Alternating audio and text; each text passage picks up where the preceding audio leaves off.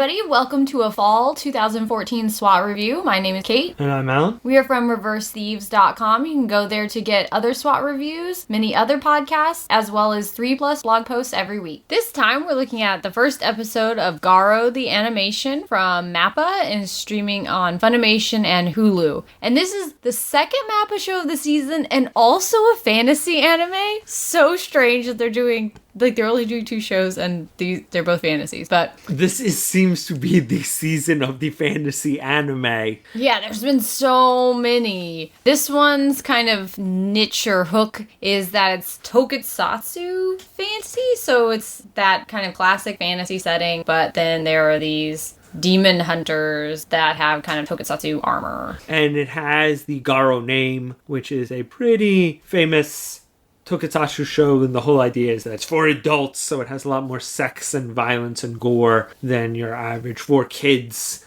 tokusatsu show. It's not Mass Rider or anything like that. No. It's had like 4 TV series and a bunch of movies and specials, but this is an unrelated continuity. It's like kind of similar to Bahamut, like in the way that it starts out. Like it starts off kind of in the past telling this very epic story. In this case, it's not a battle, it's the burning of this witch and apparently like the kingdom is all obsessed with like witch hunting because they have like a crazy counselor who is caught clearly manipulating the king, and they burn this witch at the stake, but she gives up her life at that time and gives birth, and this big like crazy looking knight thing, which is super awesome. He like comes flying out of the castle, kills some guards, jumps down there, steals the baby, and then awesome robot horse thing shows up and they run off across the city. And I like how the evil chancellor's like, catch up to them, they can't escape the city. And it's like, you did just see that robot horse, right, man? It's like he leaped the entire city in like a single bound. I don't think these dudes are gonna catch up with him, but okay. I can run pretty fast there, boss.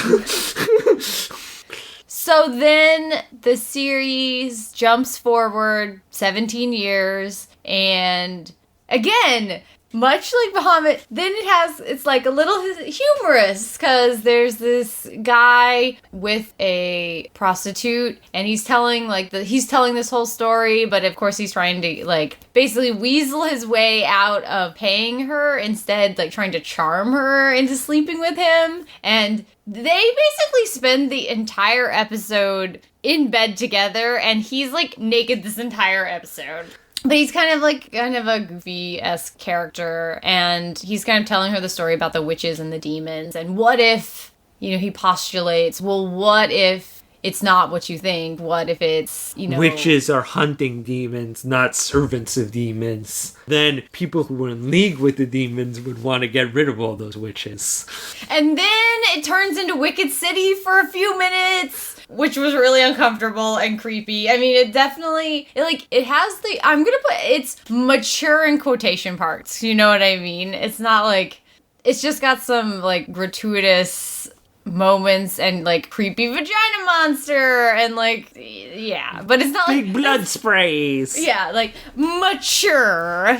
In a way that whenever we had to watch Space Dandy, it was like, this show is mature. Exactly. Same thing. Things don't go right, an actual demon appears. We get to see what has happened to the baby who was rescued and all. I mean, it's all pretty obvious. It's not like, oh man, you couldn't have figured any of this out, could you? There's not a lot of surprises in the episode. But I think it's really, once again, it's GARO. It's trying to invoke that tokusatsu feel. I feel most, from what I've seen, a lot of tokusatsu shows start off very simply, introduce the hero, introduce the backstory, get some monster fights in, and complexity, if the series has them, it always comes in later on. But they really like to draw you in with some, like, quick and dirty exposition and then a big fight scene at the end. And I feel like going for a GARO audience, so they know, I feel like a tokusatsu audience almost expects this to be the first episode. It did have a classic feel to it. I mean, I thought that it was executed. I was just saying that it wasn't like I don't know, it didn't present anything like too wildly outlandish, despite its, mature ideas. But I thought that it came across really exciting. The music really enhanced it. The Jam Project opening, although that opening was weird and creepy, like the actual animation of it. All I remember is that episode where Anime World Order reviewed Belladonna of Sadness, and it never went on to influence anything. And it was like anime almost went out of its way to go, yeah, you know what, we're just gonna randomly pick influences from that movie from now on just to show you up.